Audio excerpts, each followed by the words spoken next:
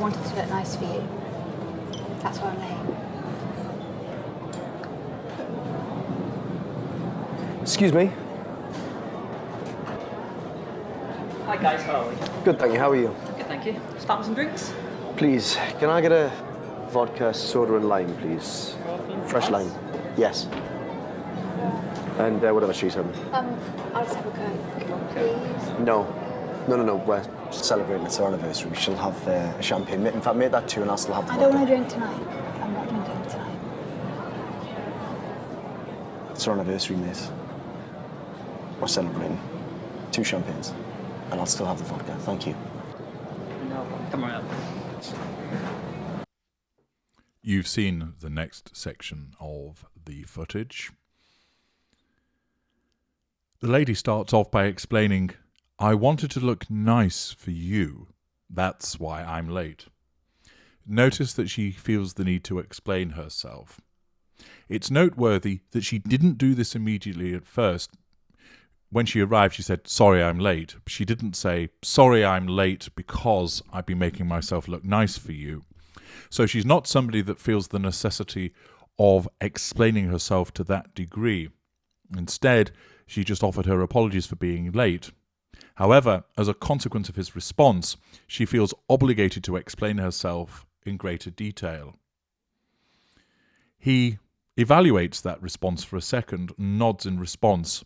The narcissism is now satisfied because she's under control. She's given fuel, in effect, has atoned for her transgression with the apology and explained why she wanted to look nice for him, or rather that she wanted to look nice for him, and that was what made her late. At this juncture, satisfied that she's under control, subconsciously of course, he calls out to the waiter. When it cuts back, we can see that there is bruising around her eye. It's not clear whether it was simply not visible in the earlier shots or whether it's been added, but either way, we can see that she's got bruising around her eye, which suggests that she has suffered some form of injury. It might be as a consequence of an accident, it might be as a victim of an assault, it could be as a victim of an assault from him, but we don't have any further evidence, and therefore we simply see that she has sustained some form of eye injury. The waiter comes over. The man is pleasant towards this tertiary source. This is showing his facade management. He asserts control over the waiter by speaking politely to him. The waiter's response by asking what they would like to drink is demonstrative of him being under control. This tertiary source isn't causing any problem. Note that the man orders his drink first. He doesn't invite the waiter to ask his girlfriend. Now, in some instances, you might think, well, there's nothing turns on that. Some people would think that that shows poor manners and that he would invite, as a matter of courtesy, the lady to go first. You will have differing views dependent upon your cultural standards. But here, it's not down to his cultural standard. It's down to the fact that he goes first because, of course, he's the narcissist. And therefore, he orders his drink and doesn't invite the waiter to ask his girlfriend what she'd like to drink because he goes first. You'll also notice that he's still tinkering with his mobile phone, which shows a sense of entitlement, a lack of accountability because he's showing an absence of manners towards both the waiter and his girlfriend by still scrutinising whatever it is that's on his phone. Once he orders his drink, he then says, and whatever she's having. He's dismissive, showing haughty behaviours towards her. I'll just have a Coke, explains the girlfriend. This, of course, although she's just ordering a drink, amounts to a threat to control. The reason for this is, of course, that he wants her to drink. He immediately interjects by explaining, no, she's celebrating. She'll have champagne. Make that 2, and I'll still have the vodka. He's ordering for her, which shows poor boundary recognition. It shows a sense of entitlement. It shows the way that basically he views her as being there to fulfill his needs. Also note that he does this in front of a third party. It's not done with any charm either.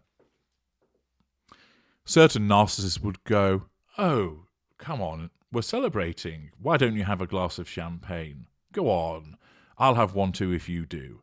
and apply a little bit of charm, which might well then coerce her into deciding that she will have a drink. Or in some instances, oh, it's our anniversary, please have a drink with me, go on, and do so in a more joking but pleading manner. He doesn't adopt either of those approaches.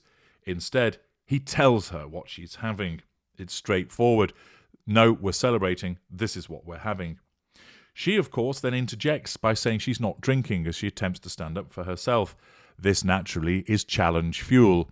She's giving fuel because she's talking to him, but she is disagreeing with the decision that he has made. Therefore, it amounts to challenge fuel and is a threat to control. Note the look on his face at this juncture. He fixes her with a stare, almost as if to say, "Who do you think you are to challenge me?" Were it not for the presence of the waiter, he probably would use words to that effect. However, there is the struggle between the ignited fury which is rising underneath as a consequence of this challenge and the maintenance of the facade in front of the waiter. The facade holds. He probably doesn't notice that the stare is taking place as he's probably looking at his notebook. Nevertheless, the ignited fury is evident with regard to the man. It's churning away under the surface, but the facade holds. He then has to nullify the threat to control posed by her saying that she doesn't want to drink. And he says very matter-of-factly, "It's our anniversary. We're celebrating 2 champagnes." Again, there's no pleading, there's no charm, there's no joke. It's issued as an instruction, a matter of fact. This is how it's going to be. He nullifies the threat to control posed by her saying that she doesn't want to drink. In effect, he's issuing an order, exhibiting his sense of entitlement and lack of emotional empathy for her. He then states, "And I'll still have the vodka, thank you." He exhibits manners towards the waiter, part of the facade management, even though not to his girlfriend. Thereafter, note the response of the lady. She doesn't persist in saying, no, I don't want to drink. Clearly, she knows better than to continue the argument with the man. That once he has spoken, she must accept what he has to say. And that once he's spoken, she must accept that this is the way that it's going to be. Once again, she backs down. This, of course, provides him with the control that he's subconsciously seeking, but it shows the crestfallen nature of her as she is browbeaten into silence once again. We'll now move on with a further section in part 3. Join me there.